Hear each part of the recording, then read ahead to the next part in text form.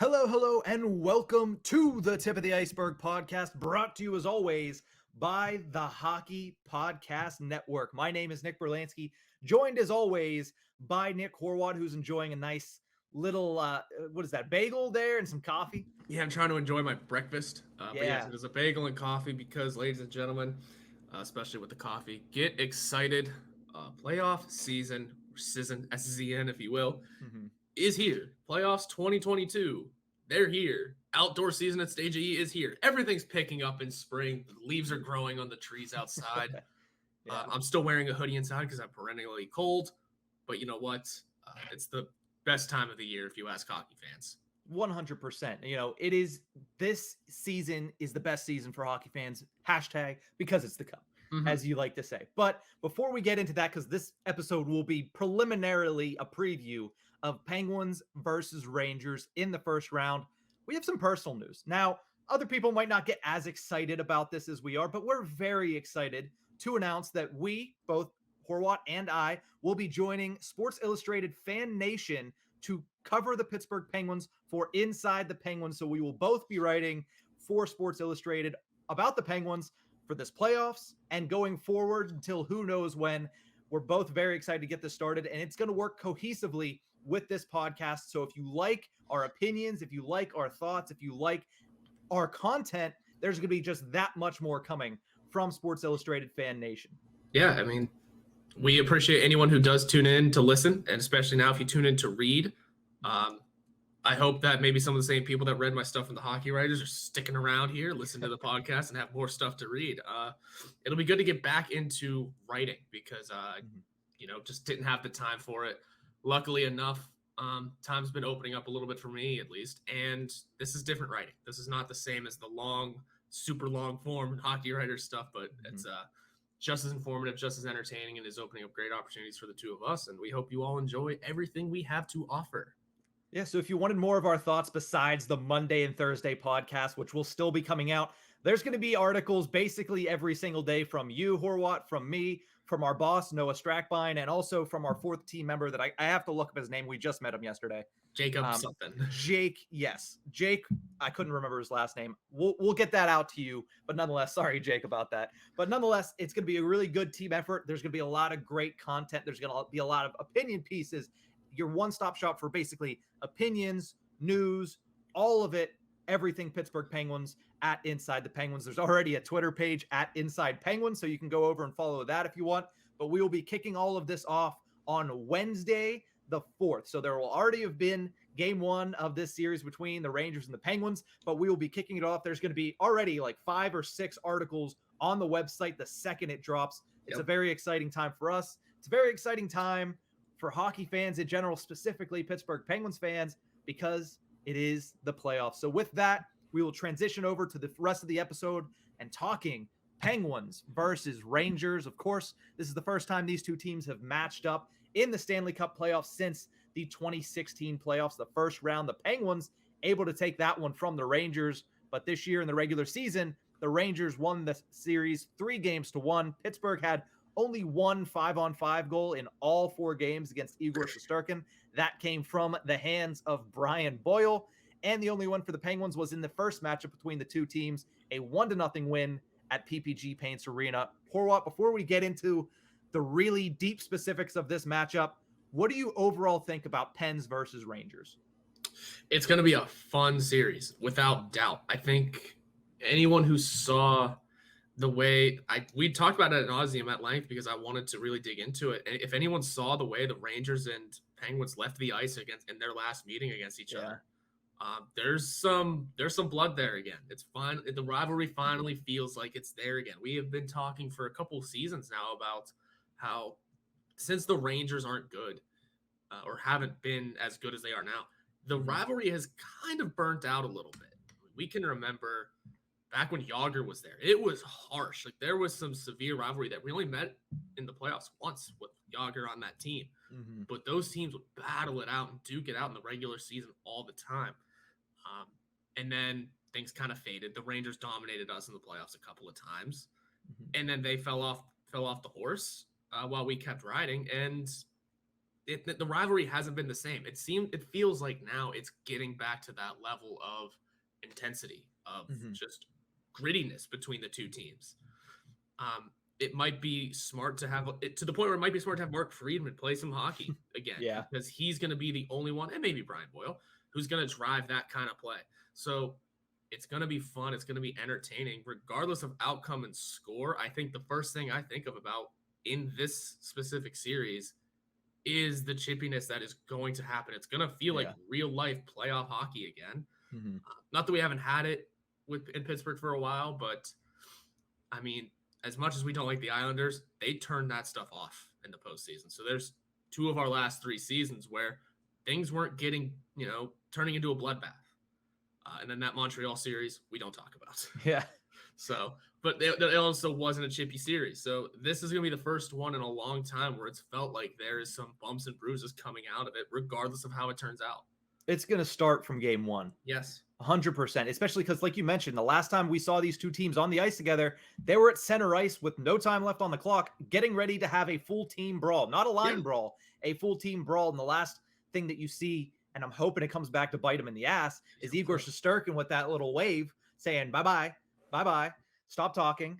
That's the thing the Penguins, they need to come into this series. They need to be ready for that type of matchup, because that's what the Rangers are going to bring. Guys like Dryden Hunt, guys like Barclay Goodrow. We've seen him do it the past 2 seasons with the Tampa Bay Lightning. He's going to do it again for the Rangers here. That's why they brought him into this team.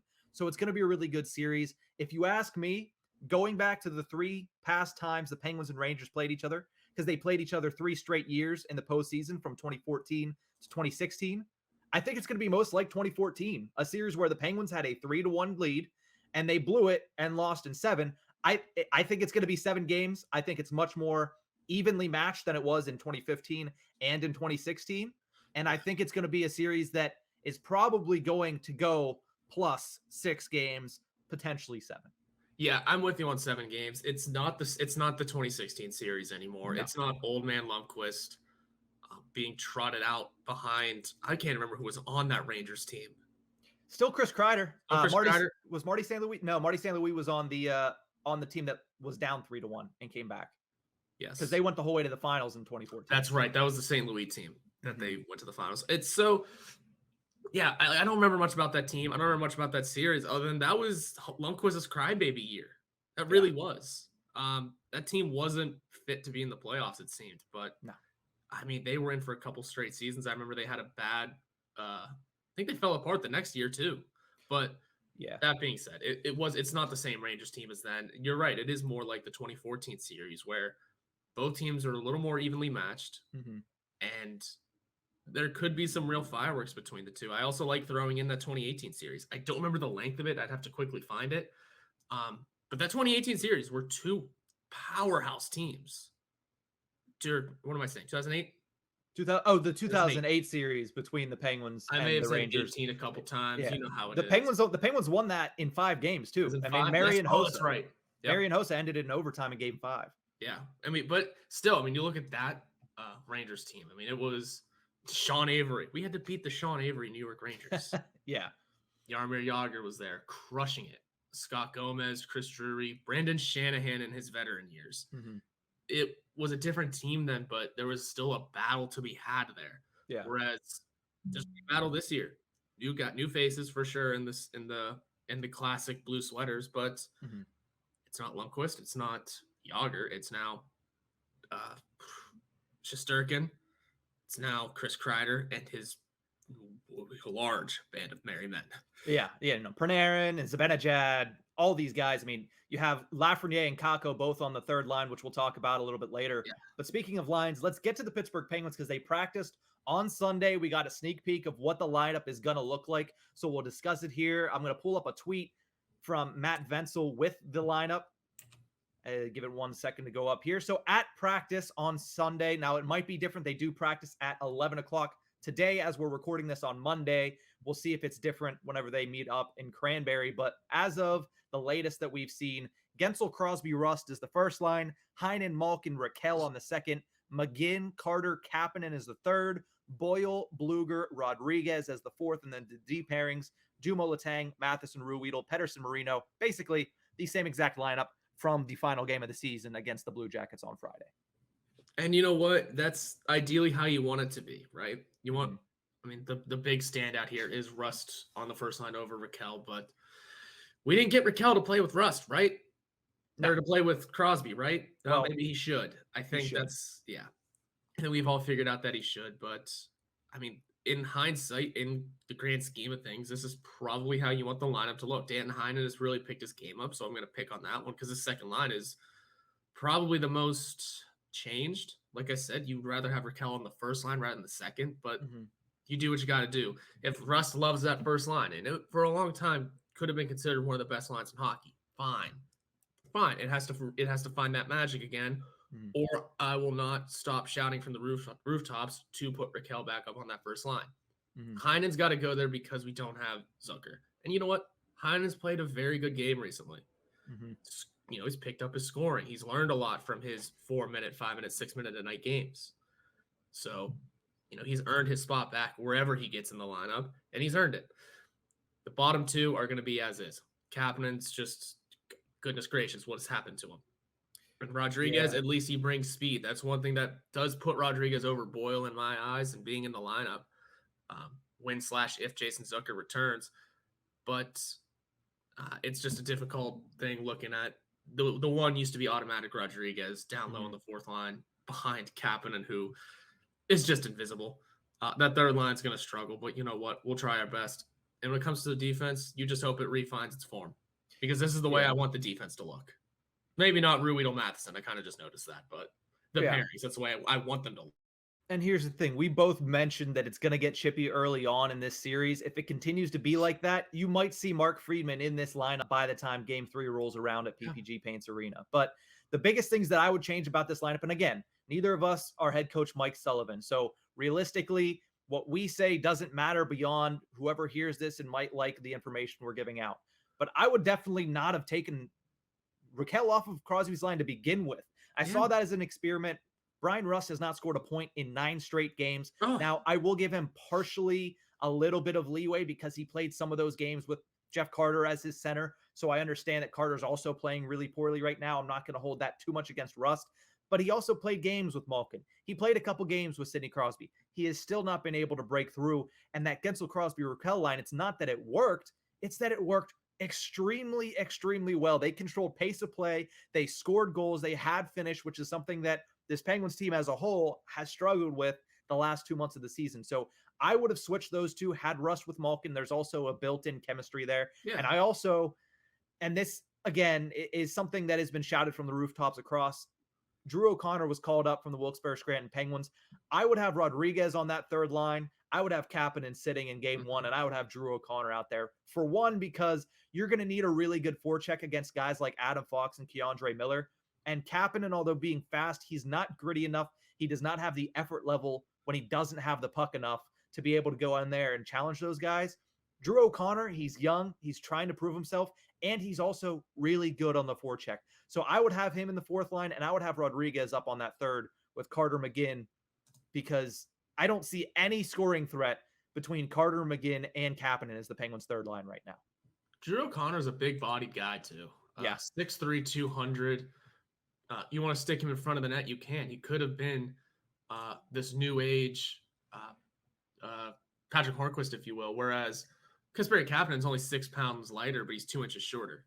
And he just doesn't play that way. And he just doesn't play that way. That's the thing. You want that 6'3" body standing in front of Shesterkin, getting in the way, being the Sean Avery type, if you will. Maybe not to that extent. Yeah. But being the guy that's going to stand in front of the net and just be a nuisance. Kapanen's not going to do that. He's going to be the one that skates in as fast as humanly possible, pulls up, and then tries to figure out what to do next. That's also not playing with confidence. And if one thing's for sure, I think anyone who played most of their season in the AHL gets another big crack at the show in game 1 of the playoffs, or even game 2 for whatever it's worth. That's going to be a confidence boost. It's like that's the team saying to you, we have a ton of confidence in what you can do. You want to know how we can prove it? It's the playoffs. It's the postseason. The shit matters now. Go and figure it out. So I think you're right. O'Connor should be in over Kapanen for a sheer confidence boost to this team and the style of play he brings. But at the same time, I'm gonna hold off on immediately calling up a minor leaguer for the playoffs, because one thing Kapanen does have is playoff experience. Mm-hmm. So, yeah, you need to start somewhere with playoff experience, but Kapanen already has it. It may not be the most, but it's something, and it's something he can work around and work with. But for what it's worth, I'm fine with our lineup for now. I just want to see how it performs in game one. It just has to click. The things have to click. Yeah. All the things got to go right. So when it comes to Kapanen, I understand we were very, very rough on him for a large portion of the season. There was a little bit of a time where we were starting to walk it back and saying, okay, he's playing better.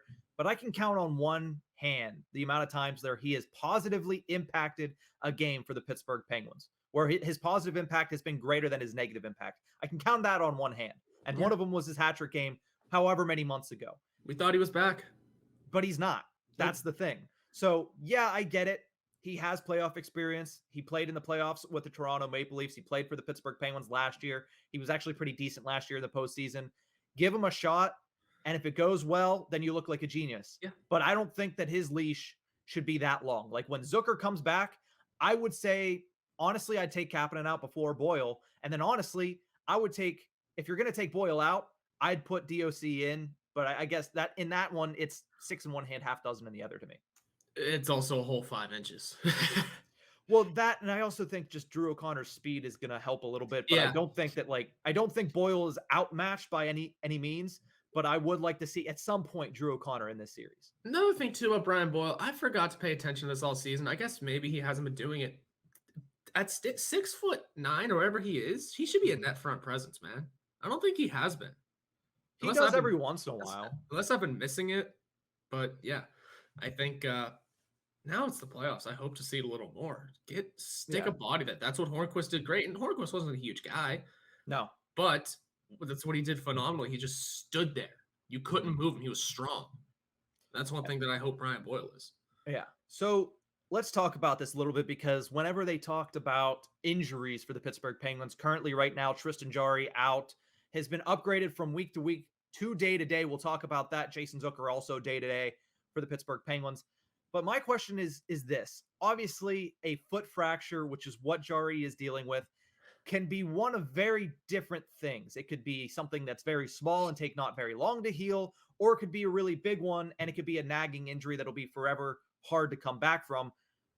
With him being upgraded to day, and Sullivan saying that they will not be available for the first couple of games. So obviously taking that seriously, that means they will not be available for either of the games at Madison Square Garden, games 1 or 2.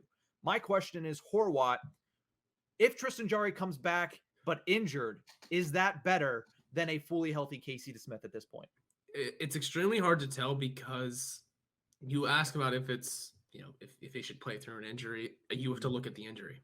You've seen guys play through, broken fingers, maybe a sore arm or something. You can play through stuff like that in the sport of hockey, whereas in the sport of hockey, you cannot as easily play through something that involves your legs or your feet, because you're standing, especially as a goalie, you're using your feet to get off the posts, to make your strides.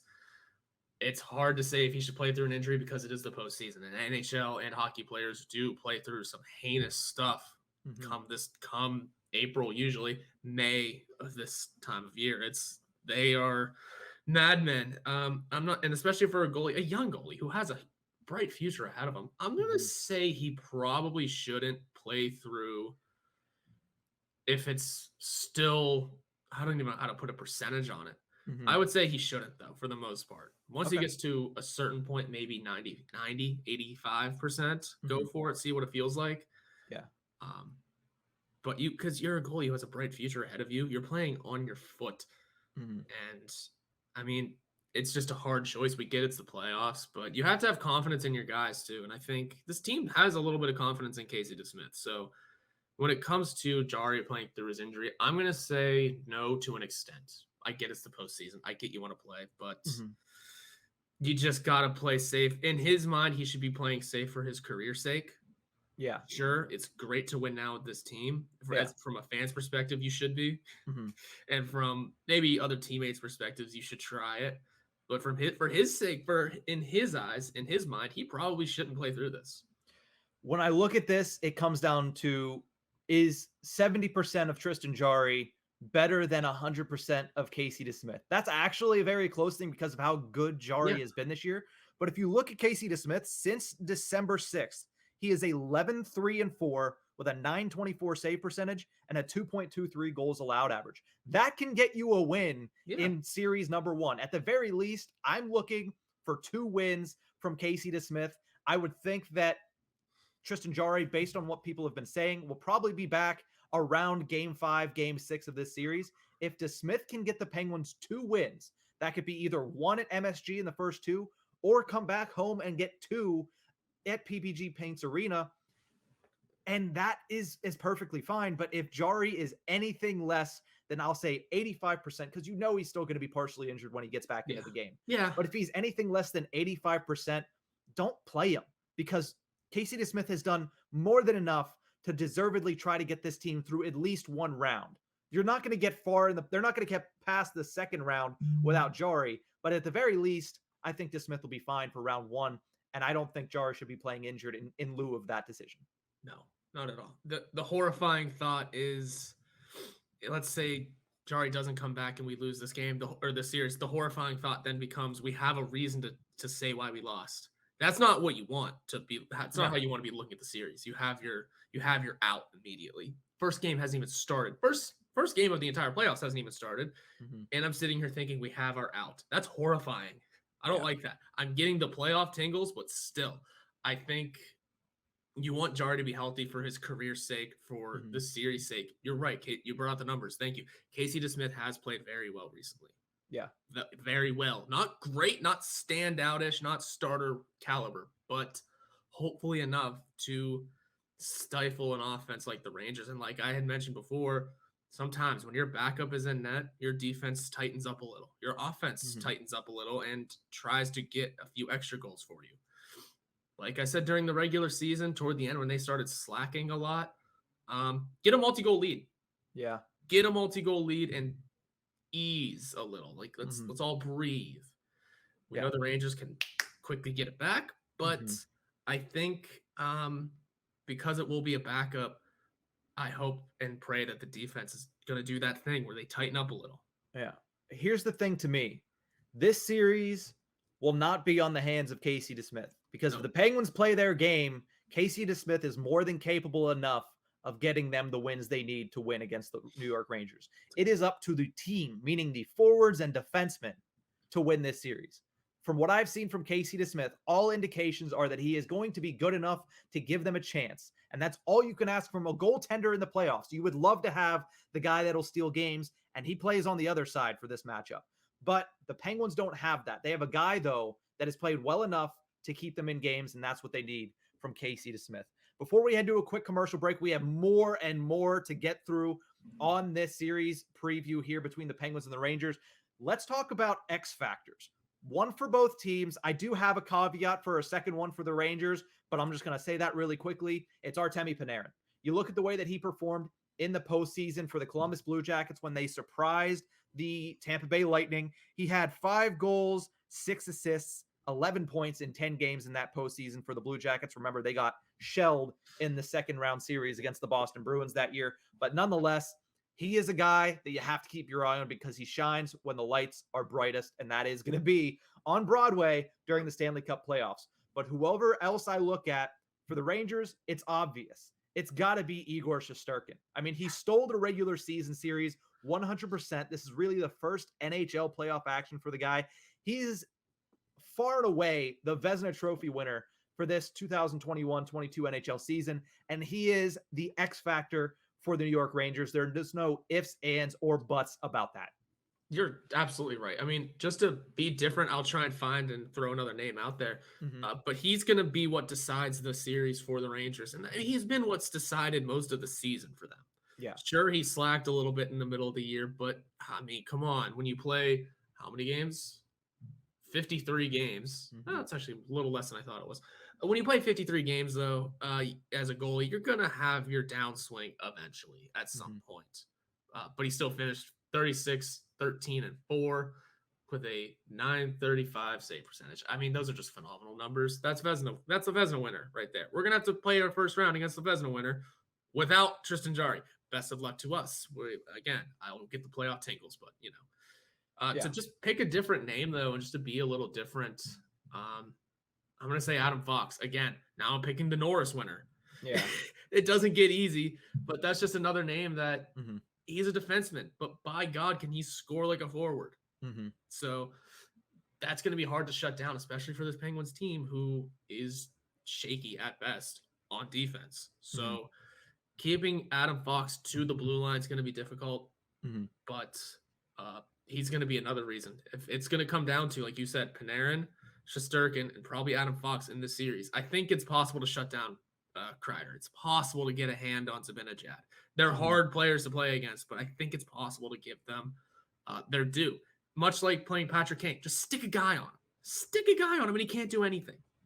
Stick a guy on one of those two, and you have something. Adam Fox, you stick a guy on, he's found a way around it already. Yeah. Shesterkin stops pucks, so it's a matter of time. So looking at the Penguins side of things, my X factor for the Pittsburgh Penguins is big number 71, Evgeny Malkin. Obviously, we know Crosby's going to do stuff. We know Gensel's going to perform, even though he hasn't in the last 3 postseasons. Those guys are probably going to be all right. I don't have to worry about their performance dipping too much. But the Penguins need Evgeny Malkin, not only because they need that second line for matchup sake at 5-on-5. He needs to be able to perform with Raquel, with Heinen, with Zucker if he comes back. But the Penguins' power play basically feeds through Evgeny Malkin. If he is on his game, you see those big clap bombs from the top that are nearly impossible for goaltenders to stop. They need him to get going on the power play and to get going at 5-on-5. Evgeny Malkin is my X factor for the Penguins. I agree with that one. Nothing about Evgeny Malkin. Not only does he need to do all that, he needs to get the fan base back behind him again. I don't even care about that. For his sake and for the Penguins' sake, he just needs to perform for the Penguins' sake. I don't care about the fan base right now. Obviously, the offseason stuff is the offseason stuff, and I get what's going to happen if he doesn't perform. But for the team's sake, the X factor in this series, Malkin needs to perform. You're right. He needs to get the fan base back behind him so he can have some confidence. He's one of the few players that has social media and kind of uses it. You think he doesn't see what goes on? Come on. He can barely read English, but he knows. I'm sure he can read Evgeny Malkin sucks. I'm sure he can read that. I'm sure it gets under his skin. He's been in this country for 17 seasons. If we think that he can't spell, speak, or read at this point, then we're the naive ones. He can do all of it. Of course. But he needs to get the fan base back behind him, especially in a off season where his contract is up. To pick a X factor for me, I got to go with the newbie, Rickard Rakell, Malkin's line mate for now. And he's going to be an X factor because he should be pushed back up to the first line. Yeah. He should be producing with Sidney Crosby. Yeah. We've already seen what he can do. I think it's important for him to continue to prove that. Also, in a contract year, normally you don't. When we picked him up, I think a lot of people were looking at him as this is purely a rental. We're not going to keep him around. And then he did what he did. And it was, hey, here's 3 more years all of a sudden. Sometimes the rental pieces mean the most to your playoff run. Jerome Iginla, we didn't win, but meant a lot to that run. Marian Hossa, those are his whole career. That was his career playoff point peak. Yep. With the Penguins. Nothing came of it, but you know what? He meant so much to that run.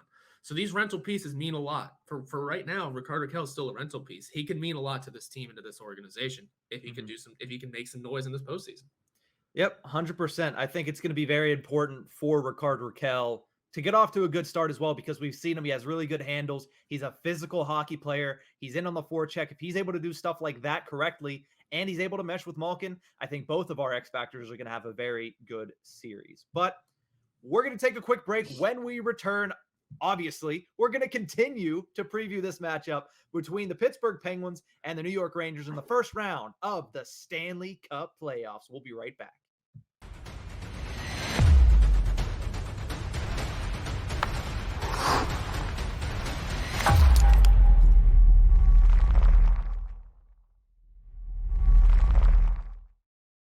Welcome back to the Tip of the Ice-Burgh podcast, brought to you as always by the Hockey Podcast Network. Horwat, playoff season is here, which obviously means that we're very, very excited. Lots of different things happening. It's an entirely new season, which means it's an entirely new stats count. And I did see this posted by the National Hockey League. The question posed by the NHL on Twitter was, will this be the year that Penguins captain Sidney Crosby becomes the 6th player in NHL history to collect 200 career playoff points. Crosby currently has 191 career points in 174 career playoff games. That is 7th all time in the National Hockey League. Does he get 9 points in this postseason to get to number 200? I'll tell you what, it'll take multiple series to do it.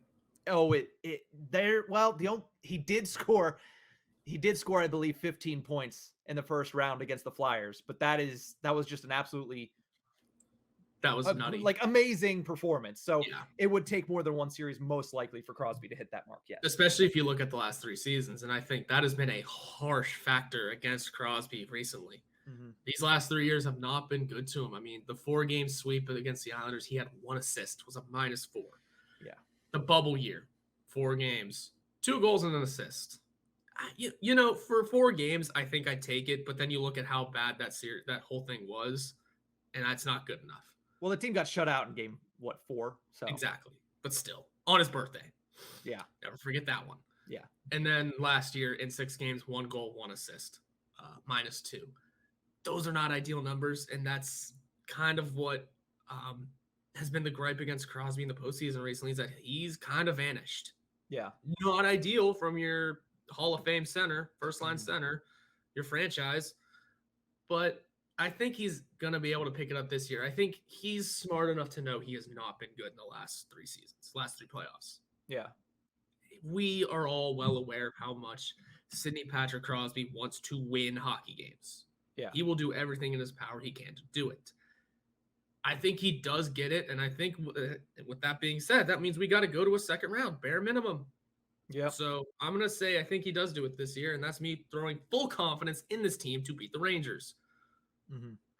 Yeah, I say he does it too. I mean, he needs 9 points to get to 200, becoming the 6th player. He needs 10 points to tie Jaromir Jagr at 201 total points. And he needs also, by the way, to get into the top 6, he needs to pass Paul Coffey, which is 5 points, 196 total. So yeah, I think that he also does it. I do believe that he gets to 200. I think he's going to have 9 points, mainly because if the Penguins are going to do anything this postseason, he's going to be the driving factor. Him and Jake Gensel, it's going to be basically have to be what it was in 2017 and in that first round series in 2018.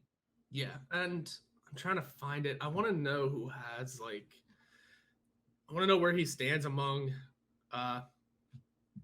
Is that already the most in Penguins history in playoffs, by the way? Because Lemieux only had 172. I believe so. I mean, Jagr and Coffey are ahead of him, but Jagr and Coffey also played playoff series with many, many other teams. So I would believe that he is probably number 1 in Penguins postseason points. It sure looks like it because, like I said, Lemieux had 172. Jagr only had 147. So he's got to have it unless Gino for some reason has more. No. I highly doubt that. No. So, I mean, hey, you know what? You got to set your stone somewhere. And I feel like him already being he doesn't have that hurdle to cross. He's already the postseason leader for the Penguins. But now just crossing off other milestones. It's something Crosby's been doing a lot recently, and I think he can continue that. So for sure. Also, Malkin also 174, tied with. Oh no, that's ahead of Lemieux. I thought you said Lemieux had 174. I don't remember the numbers. Around Mario Lemieux's. Yeah. But let's continue to talk about Penguins Rangers. Nice little tidbit there that we'll have to keep an eye on. Obviously, it won't happen in games 1 or games 2. If it does, the Penguins will have blown out the New York Rangers. But looking at this matchup specifically, goals for and goals scored for these two teams, very close. The Penguins finished 11th in the National Hockey League in goals scored at 3.28. The Rangers at 16th at 3.05. And then you look at goals allowed. This is what makes people think, despite the Penguins starting with a backup goaltender in Casey DeSmith, that this series is going to be won in 3-2 games, 2-1 games, 1-0 games even. The Penguins finished 5th in the National Hockey League with 2.71 goals allowed. Meanwhile, the New York Rangers, with the Vezina Trophy winner in Shesterkin, again, hasn't been named yet, but probably will be, 2nd in the NHL in goals allowed, 2.49. So they're very even at 5-on-5. But when I look at these two teams, I think the Penguins on paper are the better team if they can get their finishing together. Yeah, I think for what it's worth, the voting for the Vezina is probably already over. Most likely, because the winner has been award. Yeah, the winner has been decided. We just no one knows it yet. Mm-hmm.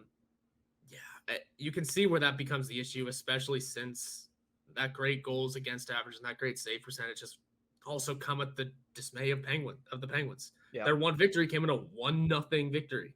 Mm-hmm. Everything else has been not that close. So you definitely see where fans are coming from, where critics are coming from when this game could be decided just on the hands of Shesterkin shutting them down. Mm-hmm. And I totally agree. By God. I mean, sure, a goalie can only carry a team so far, but things change in the playoffs always.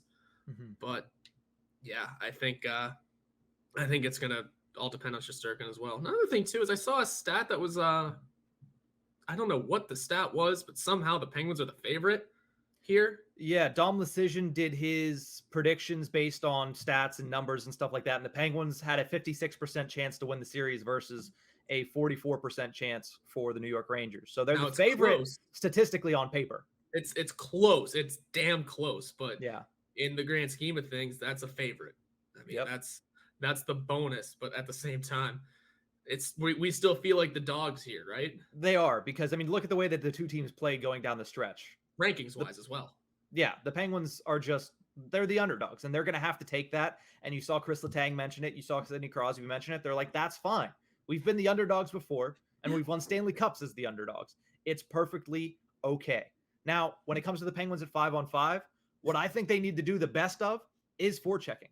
They've shown the ability to be a pain in the ass on the forecheck. We saw it in game number 1 against the Tampa Bay Lightning. It is a tough way to play a hockey game, but if they play that, the Rangers are 100% at 5-on-5 susceptible to being hemmed into their own zone. If the Penguins can do that, it'll slow down Fox, it'll slow down Keandre Miller, it'll slow down Jacob Trouba, and it'll put the pressure on Igor Shesterkin that they need to get second chances, third chances, fourth chances, and that's how the Penguins will be able to get 2 or 3 more goals than they did in the regular season past Igor Shesterkin, specifically at 5-on-5, which, as we mentioned earlier in the show, they were only able to do it once.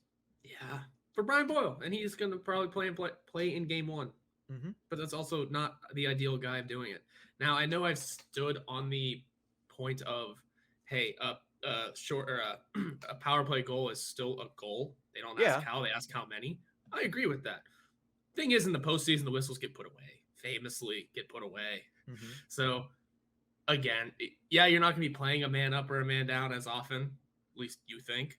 Mm-hmm. But you got to somehow get some 5-on-5 points. And it's not saying that these guys just can't do it, by the way. It's not saying that. It's just saying that they have to find a way to get their pace up on it, mm-hmm. Which is still very possible. We know who these guys are. Yeah. You mentioned power plays and that they do usually go down. It's harder to get a power play in the postseason. But for the Pittsburgh Penguins, they're going to have to win the special teams battle. That's always something you say in every NHL series. We're going to predict our entire first round. And special teams is important. And guess what? All 8 of those first round matchups. If you lose the special teams battle, it's going to be very difficult for you to win the series. Looking at the Rangers special teams, it's very good. It is very good. The big thing for them is that they have the 4th best power play in the National Hockey League at 25.2%. That's going to go head to head with the Penguins' 3rd best penalty kill at 84.4%. That matchup plus the Penguins at 5-on-5 they're finishing at 5-on-5 against Shesterkin are my 2 biggest matchups for the Penguins. If they can win those 2 things, if they can shut down the Rangers power play, and if they can beat Shesterkin at 5-on-5, if they can start finishing, which is something they struggled with from February on, that's how the Penguins win this series. That's the most important thing to me. I agree with you. You're totally right. We just got to find the way to finish, find the back of the net, and the power plays can be harder to come by. We can fall back on the fact that power plays will be harder to come by for the Rangers as well, because of the whistles get put away. And let's just tell it like it is, despite what the critics say. The Penguins don't get all the calls. They don't. No. But one thing we can't fall back on, we have the advantage when it comes to the power play or to the penalty kill. Barely. Well, I'm saying in terms of we have the 2nd best penalty kill in the league. 3rd, but yes. Oh, that dropped to 3rd in the last few games. Dang. Yes. Oh, well, regardless, we can shut him down. I have full confidence in Teddy Blue here alone. But no, our penalty kill is phenomenal. So I think I have confidence in. I mean, I don't want us taking penalties because that's still an advantage to the Rangers. Correct. By God, but I think we have the ability to shut them down. I could probably find it in like 5 seconds again. But where did the Rangers power play finish in the league summary? Fourth. I just said that. Fourth? Cool. I missed that. Wasn't listening. Fourth best power play. And also, on the other side of things, before we continue with this discussion, a much smaller matchup is the Penguins' 19th ranked power play versus the Rangers' 7th ranked penalty kill. So the Rangers are top 10 in both. They're very good on both ends of that. But realistically, if you're going to win the series, that means you need to keep it at 5-on-5, and you need to outplay them at 5-on-5 because they're going to be really good killing penalties, and they're going to be really good on the power play. I want to look up how many of Chris Kreider's goals, because you mentioned shutting him down. How many of Chris Kreider's goals came on the power play? Because it was at least 60 to 65%. How many of his 50 goals he scored this year? Yes. Had to be a good amount. I mean, yeah, I'm pulling it up now. It'll take 2 seconds. But I mean, realistically, when I looked at it last, it was a lot. He scored 52 goals this season. Of that, 26 of them, so exactly half of them, came with the man advantage. Team leader in that stat too. Well, I would hope so. That is he was almost a 30-goal scorer on the power play alone. Mika Zibanejad at 15. Yeah. So yeah, that's a threat for sure. Wow. They didn't score that many power play goals in total though. I mean, you got Kreider 16, Zibanejad's 15, and then drops to Strome and Panarin, who both had 5, and then once. Well, I mean, when you scored 26 as your leader, I know it goes through him. Yeah, and only him. So, but they were still the 4th best power play. So it's not like I'm not trying to take anything away from that because that is probably going to be the most dangerous unit in this entire series. For sure. I'm just trying to look for positives here. The positives are the Penguins have the 3rd best penalty kill. So that's the positive. It's going to be a great matchup. And now, before we get to our series prediction, because we will give our series prediction here coming up in about 5 minutes, I want to ask you, Horwat, I'm going to bring this up. Which line or which part of this lineup scares you the most? I'm going to pull up the Rangers lineup from Daily Faceoff as it is right now. Which part of this lineup gives you the most hesitation heading into this matchup? Somehow it's Artemi Panarin on the second line. Yeah. Somehow. Because I look at Zibanejad, and yes, he's a great goal scorer, and is one of those guys that I always talk about the Rangers being the team that can pop off for a 9-goal night, and he's 5 of them. Zibanejad can be shut down. Chris Kreider's just going to be tethered to the front of the net. The power play is going to go through him. But then who's Frank? I mean, not who's Frank Vatrano, but I mean, a guy that's killed us since he came over. Yeah. But I always think of star power behind the names, usually. Yeah. Like Ryan Strome as your second line center doesn't exactly instill fear. But at the same time, look who he's playing with. Andrew Copp, who, by God, what a pickup. And Artemi Panarin, who, by God, what a pickup. So that being the second line is horrifying. The second line, that's the line that's going to be going against Malkin. Hopefully they don't see Carter. By God, if that line sees the Carter line, forget it. And that's where I have a little bit of hesitation because, again, when you match up, you don't know how coaches are going to match it up, specifically when each team has home ice advantage. But if it's straight up third line versus third line, the potential of Lafreniere, Hedl, and Capo Caco against that Carter, Kapanen, McGinn line is a little bit petrifying to be. Yeah. I'm not going to lie. The fact that a first overall selection a couple years ago and a second overall selection the year prior, and Hedl, who's very good in his own right. Who might be the best of those 3. Yeah. The fact that that line is going up against the line for the Penguins that I don't have the most confidence in, that is, to me, the biggest discrepancy when it comes to head-to-head line versus line, because I think the Crosby line goes head-to-head well, probably favored on paper than the Zibanejad line. I would take Malkin's line over the Panarin line. I would also take the Penguins' 4th line right now of Boyle, of Bluger, and of Rodriguez over Rooney, Goudreau, and Dryden Hunt. But it's that third line, if I'm looking for something that gives me hesitation, Lafreniere, Hedl, and Calco against the Pens' third line is a mismatch, in my opinion, that goes in favor of the Rangers. For sure. And that's just because our third line, the Penguins' third line, can't do anything. Jeff Carter, am I the only one in this city that's kind of upset we re-signed Jeff Carter 2 years? No, there's a lot of people that are actually upset about that. I am leading that charge then, because what the hell was that? That's something we can talk about in the offseason. Yeah. But then McGinn, we didn't get him to be the third line player. And we're paying him like one, but we got him to be the fourth line wingman with Teddy Bluger to kind of step in for the Brandon Tanev type. Now, he has played the Brandon Tanev role to an extent in terms of ice time and style of play. He doesn't match the energy. That's for damn sure. And you know what? I forgot Brandon Tanev. I forgot about him entirely in these past few months. Yeah. I mean, not playing kind of does that to you, and also not being on the Penguins will do that as well. Boy, oh boy, we're going to miss him this playoffs, aren't we? Oh. He would have had a field day in this series. He would have had a field day in this. And that's why I want Frank.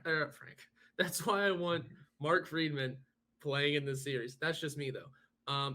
But I want Brock McGinn to be put back on that fourth line somehow. I don't know how, but it just needs to happen just for the sake of shutting down that fourth line. And then the third line, I mean, we need healthy players. Yeah. Jason Zucker, I mean, Bo Bennett 2.0 in here. But much better. Much better when he's healthy, yes. A much more skilled Bo Bennett here. I've been dying to see Jason Zucker get back in the line, get healthy, and just explode. If it could happen in the postseason, more power to him. It's not coming to me anymore. Like the first time he came back from an injury, I'm like, okay, let's see it happen. Then he got hurt again. I'm like, all right, it happens. Unlucky. And then he got hurt a third time, and I went, all right, It's just not happening, isn't it? So I don't know what to make of that. The lineup does give me pause too, though. So I'm confident. I'm swinging in and out of confidence right in front of your very eyes. Like, I don't know. Yeah, that's why I'm very intrigued, because you're going from, I'm confident in this team to like, oh, man. And that's what it is for the Pittsburgh Penguins, because they've been basically two entirely different teams this entire season. They were the team that won 10 straight and then, 18 of 22. And then they were the team that was really bad in this last month and a half of the season. So who shows up? I don't know. They were both of those teams, Jekyll and Hyde, on Friday against Columbus. Yes. They in one game, they showed both sides of that. So I understand why you're like that, but I also, before we get to predictions, I want to lay out the blueprint for you about how we get Zucker and Drew O'Connor into this lineup with Brock McGinn back on the fourth line. That's what I want to hear. If Brian Boyle, we'll see what happens in the first two games of the series. If Brian Boyle seems to be a step behind and Jason Zucker comes back at the same time, if that matches up, Zucker to the second line, Heinen to the third line, McGinn to the fourth line. And guess what? You also take Rodriguez, put him on the third line, and you take Kapanen out, and there goes Drew O'Connor. The fourth line is now McGinn, Bluger, O'Connor. I'm very happy. The third line is Heinen, Carter, Rodriguez. Much better. And the second line is Zucker, Malkin, and let's not make this mistake again, Rust with the first line of Gensel, Crosby, and Raquel. To me, that is profitable. To me, that is potential Stanley Cup winning team if they play to their potential. It's all about playing to the potential, and that's just the forward core. Again, the defense has to step up themselves too. I love that lineup, by the way. I do. That's the one. That's the one. Now it's a matter of, again, the defense playing to their game. I like the pairings. I like the pairings of Dumoulin Letang. That's been the bread and butter of this Penguins defense for years now. If Dumoulin can play the way he can. Exactly. But then there's Marino and Pettersson. If they could play to their potential, we're golden there. If Pettersson plays like he did on Friday, damn, we're more than golden. Marcus Coffey. Like, what the hell? Exactly. I got to start talking crap on more Penguins, apparently. But I guess. Those two, if they start playing to their potential, or Pettersson plays like he did in the last game of the season, in game 82, we're golden, because those are the two that we're thinking can drive this future of the defense. Yeah. Well, it has not been there. And then Matheson, who's just been amazing. Yes, just an absolute roller coaster of emotion all the time, but he's really straightened out that roller coaster. He's been great. The roller coaster is a lot of up and just a little bit of down, which makes for a very boring roller coaster, but nonetheless, unless you like heights, because damn, you're playing great. And then Chad Ruhwedel, just steady. Just the steadiest of steady in defensemen you could ask for. So if that defense can get it under control and, like I said, tighten up in front of a backup goalie and that forward core that you mentioned, oh man, my confidence is back. And at the end of the day, even if Mark Friedman isn't in the lineup, can we get him to be like assistant coach part 2 and just have him on the bench in a suit to irritate the Rangers? Backup? Can he be the backup goalie? Because we saw it last year. The Penguins are not going to put a backup goalie in. They're not going to put their third string goalie into the postseason. We saw it last year. The problem was it was going from their first string goalie to their third string goalie, and also that third string goalie being somebody that is Maxime Lagacé and hasn't really Sure. played. Louis Domingue is at least played in this league for a lot longer of time. Never forget that season with Tampa Bay. But you get what I'm saying, though. We know the Yes. Penguins are going to be hesitant to put their third string in. Why not Correct. Why not make Friedman the backup? Obviously, because he can't. But still, Yeah. just a man can dream. And also, it's gonna just be fun. My confidence is all of a sudden back. Yes. Uh, It'll be gone by the end of this segment. Yeah, get ready for it to swing again in the next bare minimum 2 episodes. So we've talked about a lot of things in the last 50 minutes. This is a very comprehensive preview. We hope you've enjoyed it. But let's finish this off. We're each going to give basically 60 seconds of why we believe our series prediction is correct. Let's give our series predictions, Horwat. I'll let you lead. What do you think is going to happen? Penguins versus Rangers. In my official prediction, I am taking Pens in 7 because A, I'm a homer. B, I think mostly A though. Let's just be honest. Yeah. But B, there are things that can slow this Rangers team down. It is Shesterkin falling apart at the wrong time. He hasn't played as many games as I thought he did this season, so he's got the stamina still with him. But if you're able to stifle that offense somehow, I mean, again, like I said, Adam Fox is going to be the hard one to stifle because he's the blue liner. You have it figured out already because that's step one, shutting down the offense. Because let's be real here, Rangers fans and Penguins fans, it's been this Shesterkin show. Yeah, for most of the season, he's been the reason for the wins. That's why he's going to be voted the Vezina. Like I said, that voting's over. I'm assuming he's already won it, basically.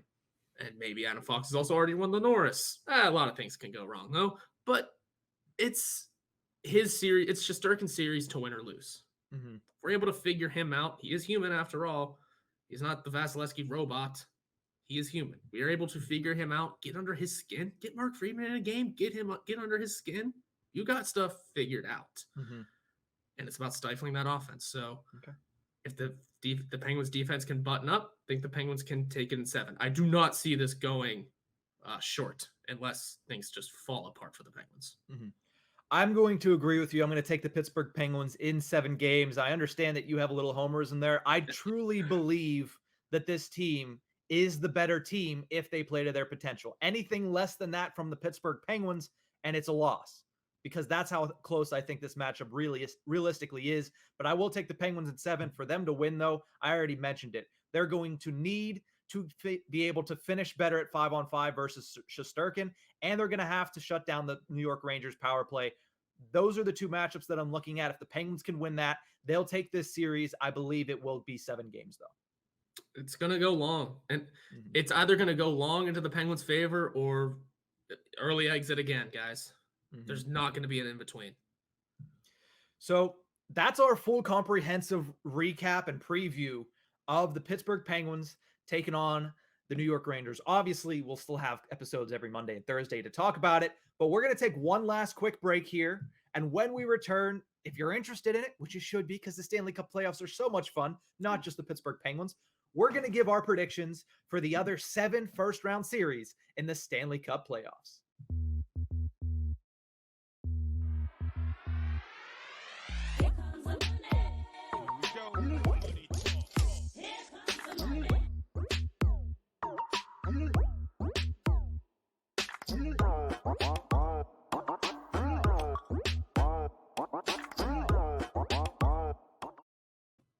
Welcome back to the Tip of the Ice-Burgh podcast, brought to you as always by the Hockey Podcast Network, as well as DraftKings.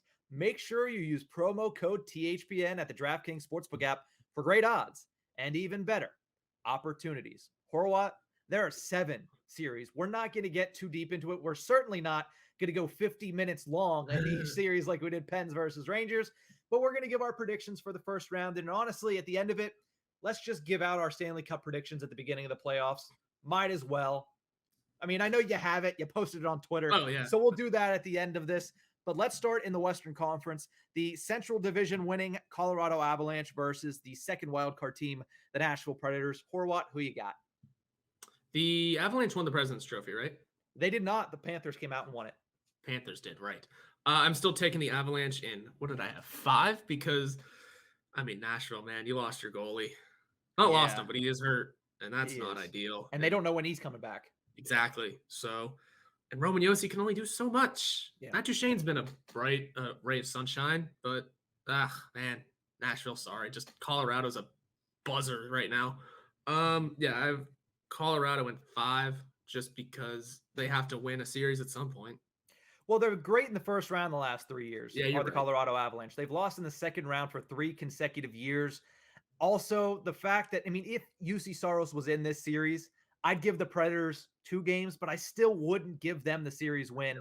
I find it very difficult for any team to pull off a sweep in any sport in a best of 7. So I'm going to give the Avs in 5, similar to you as well. I don't have any sweeps, by the way. None. I have 1. So we'll get to that a little bit later, but it's not in this series. Central Division 2nd seeded Minnesota Wild taking on the 3rd seed in the Central, St. Louis Blues. I'll go first on this one. I really like the Wild. They're my dark horse to go to the Stanley Cup final. I think whether it's Marc-Andre Fleury or Cam Talbot, they have the advantage in the goaltending because the Blues don't know who's going to start either. Is it Binnington, who's been great in the second half of the season, or is it Ville Husso, who's been great the entire time he's been up? Both teams have a goaltending questions, but I think with home ice advantage and with the team itself, I'm taking the Wild in 6 games. That's exactly what I have too. Big shouts. Wild in 6. I just don't want to bet against Kirill Kaprizov right now. It's postseason Marc-Andre Fleury, so things are already starting to change. If he even plays. Exactly. But then there's Cam Talbot, who has kind of proven he's no longer a backup goalie to me. Yep. Way to go, bud. It took long enough, but I just don't want to take votes against the Minnesota Wild. I like them to go pretty far, not to the finals, but I like them to actually win a series or 2 here. Yeah. It'll be interesting to see what the Wild do. I just also haven't paid enough attention to the Blues. The most I know about them is that Vladimir Tarasenko stuck around the whole season. Yeah. And has done very well. Way to go, bud. But I just don't see it for them in the cards for them. Because like I said, if I haven't heard their name a bunch this season. They're a very under the radar team. Yeah, and that could just not be enough for the postseason, especially whenever we've heard a ton about Minnesota. I mean, they picked up the Vezina winner. And Kirill Kaprizov is Kirill Kaprizov with a contract. Yeah. Oh boy. Yeah. So I got Minnesota in that one. So I also want to check this out. I have to look at it after we finish recording. When is the last time that the 2 teams that faced off in the Winter Classic played in the Stanley Cup playoffs? I'll have to look that up, but it's an interesting little storyline that you could run with if you would need interest in the Wild versus Blues series. But specifically the Classic, I'm not sure. Yeah, I don't know because sometimes, Penguins, Sabres were not good that. And I'm sure and you can go through the years. I'm sure a stadium series happened at some point because there's so many of those. I just can't remember. I know the Penguins haven't done it. If I have time, I'll do the research. But let's continue here in the Western Conference. Pacific Division leading and winning. Calgary Flames taking on the first wild card in the Dallas Stars, the team that knock out the Vegas Golden Knights. What do you have in this one, Horwat? Calgary in 5 and just 0 questions about it. Calgary is such a powerhouse right now. They're a team that it's hard to trust in the postseason. You mentioned Colorado struggles sometimes in the second round. Calgary struggles just in general in the postseason. But Johnny Gaudreau and Matthew Tkachuk have been so good this year. They have the goaltending in Jacob Markstrom. And honestly, I don't think the Stars are that good. I really don't. They beat out the Vegas Golden Knights, but the Golden Knights were pathetic at the end of the season. I mean, Logan Thompson was their goaltender, nothing against him, but their stars weren't performing. So these stars were a little bit better. I wanted to give them a sweep, but I figured, you know what? I'll give the Stars a game. I also have Flames in 5. Yeah. So one thing you mentioned about the Flames being just non-contenders in the playoffs, that's most of the West though, right now. I mean, looking down the West, it's the Avalanche. We just said how they don't perform in the second round. The Predators, who just aren't that great of a team right now and are probably going to get killed. I mean, there's Minnesota, who historically is bad in the postseason. Yeah. St. Louis, who they just have question marks this year, I think. I mean, like I said, I haven't heard much about them, so I just don't know. Calgary, historically bad in the playoffs. Dallas, I mean, they made it to the Cup, but this season's not their year. The Oilers, again, historically bad in the postseason. Historically screwed over in the postseason as well. Historically bad in the McDavid era. I was about to say, they have a lot of Stanley Cups. In every term of historically bad, I do mean in the past. Salary cap era. even shorter than that, even like the past just 5 to 7 to 8 years. Okay. And then the Kings, who, well, look at who snuck in this year. Yeah, I'm impressed with the Kings. And let's get to that. Yeah. Let's talk about that series right now. I have the Oilers winning this in 6 because if not now, then when? And also, I think the Kings are a team, and I say this on the Hockey Hotbed a lot. I compare it to a fighter. A fighter gets in the ring first time just for the experience of being in the ring. Second time, let's make a little bit of noise. And the third time, you go out there to win it all. This is the Kings' first time in the ring with this iteration. I know they have Kopitar. I know this is Dustin Brown's last ride. But it does also help that Drew Doughty is going to be out. Yeah. I don't know the situation with Victor Arvidsson. I don't know the situation with Philip Deneau. They were both dealing with injuries. And the Oilers, if not now, then when? I know they don't have a defense, but that high-flying offense of Connor McDavid, you have to imagine that he's going to win a series for the first time since the 2016-17 series. So I have the Oilers in 6. I got the Kings in 7 just because. First of all, I love the Kings. Second, they're playing with house money. They should not be here. Yeah. Teams that play with house money, you're usually, hey, all of a sudden, I think the series goes 7, regardless of who wins. I'll start with that because of the house money factor, because the Kings have nothing to lose. They lose like, hey, we weren't supposed to be here in the first place. We got a bunch of prospects that are really tailing in. Dustin Brown, thank you for a hell of a career. Yeah. And a couple of cups as a captain. Way to go. Yeah. And just Jonathan Quick has kind of resurged. Mm-hmm. I think Peterson's back. Peterson's the backup, I think. I don't know what their goalie situation looks like anymore. It's a weird situation because Peterson was supposed to be the starter this year, but Quick's been really good, so they've kind of like split it. So there could be some real fun stuff going on there, and just the way the officiating never falls in the favor of the Oilers could, honest to God, play a hand again. So it could. I think regardless, the series does go 7, but I'm gonna give the edge to the Kings just because house money and fun chaos in the off season. You're also a Kings fan, aren't you? Very much. Yeah. Not very much. Yes. I was like, I know you have a Kings hat. I know you say you like the Kings as one of your favorite Western Conference teams. So I was like, that might play a little bit of a role in it. Love the Kings. Every time we make a move with the Kings, also big shout out to Ron Hextall's old team. Every time we make a move with the Kings, I'm like, this is a great ad. Look at Jeff Carter. Well, yes. Look at Pearson when we had him for 5 days. Yeah, exactly. Let's move over to the Eastern Conference. 3 more series to preview, and then we're not even going to say anything about it. We're just going to give our Stanley Cup prediction, like just who's going to be in it, not who's going to win it. But Eastern Conference, let's start here. President's Trophy winning Florida Panthers taking on the Washington Capitals. This is my only sweep. I have the Panthers in 4. I don't want to disrespect the Washington Capitals too much because they have been much better than expected this year. Yeah. They've been playing fairly well. But when I look at the Panthers, who are clearly the best scoring offense in the National Hockey League at over 4 goals a game against Ilya Samsonov, Vitek Vanacek, and an injured Alex Ovechkin. He missed the last 3 games of the season. He said, yeah, I could have played in that last game, but it's a shoulder injury. We don't know how much is actually bothering him. So I don't know how well he's going to play. I think they're overmatched to begin with. The Panthers have basically not lost a game since the calendar month of February. So I take the Panthers in 4, although I do think that it's going to be a tough 4 for them to get through. I mean, I got the Panthers in 5, so there's that toughness. There's something about Florida that is scary. They do have humps to get over, and I think they get over a first easy one. No offense to Washington fans, but just the first easy one against Washington. Mm-hmm. I'm giving Washington a game just because we've played them enough. They just have that dog in them. They do. Right? Like, they do. They're gonna get a game just because TJ Oshie's gonna pop off for no reason. Yeah. In a game, maybe Backstrom gets a goal or 2 somewhere. Yeah. They just have the dog in them. There's no other way to put the Capitals right now. They're not a great team, but you know what? Somehow they'll pull a game, maybe 2 off because it is also Bobrovsky in the net. That's true. Now, let me ask you this and just give me a straightforward answer. Percent chance the Caps actually pull this upset off and beat the Panthers? It's very low. I'll give them 15. I'll give them 8 for Alex Ovechkin. 8% chance that they actually beat the Florida Panthers. This could be old takes exposed. I just don't see it happening. I really don't. Hell no. No one does. No one does, by the way.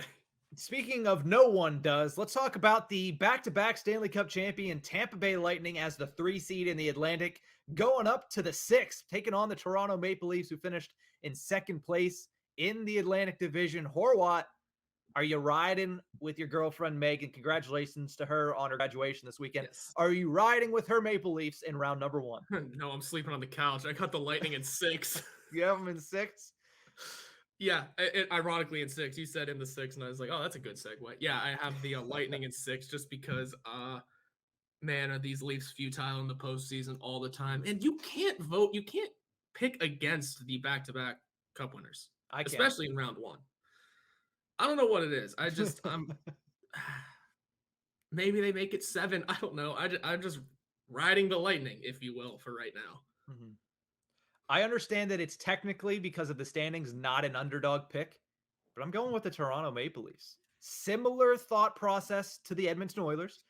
Listen, Austin, if it's not now, then when the hell are you going to win a playoff series? I understand this is a very, very tough matchup. And I see this going, if the Leafs win this, it's going no less than 7 games, which is, again, a very, very scary thing for Maple Leafs fans because they've had their heartbrokens before in Game 7s with the Austin Matthews era.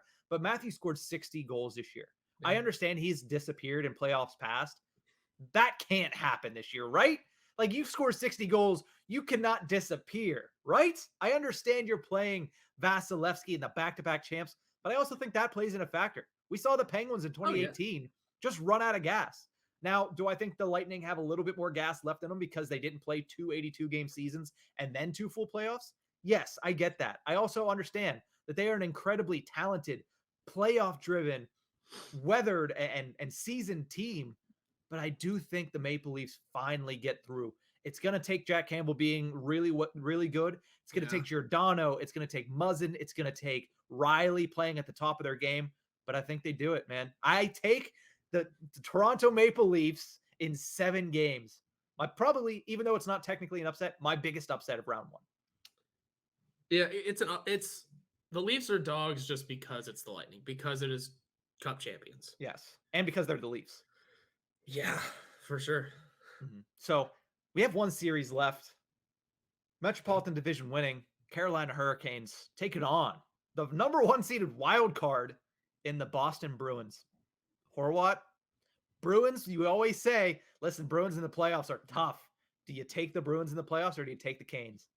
No, I'm still taking the Hurricanes. Hurricanes in 6. I mean, yeah, the Bruins don't have a seed. They are the toughest team to ever play in the postseason, but there's just something futile about that team. Something there that's just not there anymore. Whether it is the goaltending that is no longer Tuukka Rask, even whenever he was there's something weird about the goaltending. Ever since their defeat to St. Louis, they have not been the same postseason team. They've been similar. They've shown signs that they can still do what they do, but they just haven't been the same sort of winning series. Winning the team that wins series team. Yeah. They've just been different, and I just don't see it. Also, like, is Pasternak healthy yet? What's going on there? That's what I'm trying to find right now. I mean, that's the biggest thing for me. If Pasternak isn't healthy, the Bruins don't have a shot. No, but then you also got to factor in. We all know now. We are all well aware now that people are going to try and make the hardest attempt to get under Brad Marchand's skin. Yeah, and because we know it's possible, I don't know who's on the Hurricanes team that can do it, but someone's going to try and do it. Max Domi, I would think, would be the number 1. Max Domi's there. All game over. Or Tony DeAngelo. Although Tony DeAngelo has put his head down and played hockey this year. That's true. You know what? It's been to the benefit of the Hurricanes. Yeah. So that being said, though, I do give the edge to the Hurricanes just because, they got that dog in them too. Although the goaltending, I totally forgot about the goaltending. Freddie Anderson will miss game 1. They're not sure past that. But also Linus Ullmark in the postseason, I don't think he's ever been there. I'm not sure if he has either, but whether it's Ullmark or Swayman, I like the Bruins goaltending duo. I really do. And I like the Boston Bruins in the Stanley Cup playoffs. I just do. You have to. Again, if Pasternak doesn't play, this is entirely out the window, but I'm taking the Bees in 7, man. There's something in the water up there in Boston. You look at the Celtics. I know they lost game 1 to the Bucks yesterday, but there's something in the water in Boston this year. Their teams are playing great. The Bruins, one of the best teams in the National Hockey League in the second half of the season. If they can get their guys back, that's Hampus Lindholm, that's Ullmark, and that's Pasternak, most importantly, then I think they can take this in 7 specifically because the Hurricanes are struggling without Freddie Anderson. I mean, it's going to be a struggle without Freddie Anderson. Nothing against Antti Ranta, but even if Anderson's in, he has not been historically great in the NHL postseason. He's just got that. They got that dog in him. They do. And, we mentioned Max Domi, but you know who else is going to be a pain in Marchand's ass? That's Vinny Trocheck. Oh, I forgot about Vinny Trocheck, Pittsburgh kid. He plays that way. Yes, he does. He's going to be him. And I mean, Jordan Staal, not like that, but he's a frustrating guy to play against because of that reach. This team is going to be really good. Honestly, I think the winner of that Hurricanes-Bruins series, if I had to pick, would probably beat whoever comes out of Penguins-Rangers because that's who would be the second round. But it's going to be, I think Hurricanes-Bruins could be the best first-round series if all parties involved are healthy. Yeah. There's a lot that has to happen all around both teams. A lot of ifs. Yeah, but I like it. Bruins in 7, baby. Now before we head off, because we've been on here for over 70 minutes at this point, it's going to take forever for me to upload these on YouTube, which, by the way, if you've made it to this point in the podcast, that means you actually really enjoy listening to us. But if you want to see us, we are now officially posting to our YouTube every single full episode of the Tip of the Ice-Burgh, plus 3 to 4 minute social clips as well, if you just want the little best of moments of each of our episodes. So check that out at Tip of the Ice-Burgh on YouTube. But Horwat, let's finish this off the only way we know how. Stanley Cup Finals. Who is going to be there in the East and West? Who you got? Ready for that homerism to peek through again? I got the Penguins against the Calgary Flames because, like I said, in the West, every team's got their flaws. The Flames this year just might have the fewest. And as for the East, the good old homerism sticks out all the time for me. Listen, I want this team, I want the Penguins to succeed more than anything. And I've been swinging back and forth on confidence this whole episode. I'm swinging in the positives right now. So Pens to the finals, and maybe they make it a really good, fun series against the Flames because we don't see the Flames that often. We don't talk about the Flames that often. This could be a ton of fun. That would be a very fun series, especially Johnny Gaudreau and Matthew Tkachuk versus Sidney Crosby and Jake Gensel. That's a great series, especially the goaltending. If Jari is back and healthy at that point versus Jacob Markstrom, it's a very good matchup. Now, the Flames have embarrassed the Penguins in both matchups this past season, so it probably would not favor the team in black and gold. But nonetheless, I like where your head's at. The Flames, right now, they're my favorite to come out of the West. But, if I'm going to go with a series for the Stanley Cup, I'm going the Minnesota Wild taking on the Florida Panthers. The Panthers are such a good team this year. I understand the hottest team getting into the postseason is not always the best team in the postseason, but the Florida Panthers are just built different. If they can get Aaron Ekblad back, then they're going to be a house of fire. Claude Giroux, Sasha Barkov, Jonathan Huberdeau, they've been so good all year long. And then on the other side of things, man, Billy Guerin has put together a really good team that is built different in the Western Conference. You talk about teams that just have that it factor, teams that are just built with a bunch of dogs. That is the Minnesota Wild to a T. Kirill Kaprizov, first ever career season at 100 points. First season for any Wild player at 100 points. Fleury, I think he takes off this year. I think that he knows that this is one of his last chances to be the guy in the postseason, even though he's splitting the net with Cam Talbot. But I think that's it. Minnesota Wild, Florida Panthers. That is my pick for the 2022 Stanley Cup Finals. You know what? It's the West is full of teams that need to get over the humps. Minnesota's one of them too. I like that choice as well. I think, for what it's worth, I think I had the Minnesota Wild and the Calgary Flames in the Western Conference Finals. So fairly similar there. A lot of disrespect on this podcast for the Colorado Avalanche. Hey, you know what? They have a hump to get over, and some teams just won't be able to do it. Some teams just won't. It's not their year. And I love the Avalanche too. But I would not be surprised in the least if the Avs were able to do it. I would not be surprised in the least if the Flames were able to do it. But if it was not one of the Avs, Flames, or Wild, I will say that I will be completely baffled. I think in the West, like we said, it's wide open. Every team's got stuff to prove. I wouldn't be shocked by most of the teams that would make it out. I mean, the only teams that I think I would be genuinely surprised by, obviously the Dallas Stars, obviously the Nashville Predators. I'd probably be surprised by the Blues. That's about it. Everyone else, I'd be maybe the Kings. Everyone else, I'd kind of be like, yeah, no, you're this good this year because the West is not great. Oilers, I would be very surprised. Yeah, just because with that goaltending and that defense, I'd be very surprised if they made it through 3 rounds. Until you look at the McDavid and Draisaitl numbers and go, oh, we figured out how. Yeah, McDavid scores 4 points a game and Draisaitl scores 5. Like that's the blueprint for them to get to the finals, and I don't see that happening. Right, but I don't think I'd be that shocked. Anyway, that's going to do it for this episode. That's going to do it for this episode of the Tip of the Ice-Burgh podcast. We'll be back on Thursday. Check out Inside the Penguins dropping on Wednesday. All of our best articles, our podcast stuff will go also onto Inside the Penguins as well, from Sports Illustrated, Fan Nation, from Nick Horwat and Nick Brlansky. That's it. See you guys on Thursday. Have a great week and happy playoffs, Pens fans.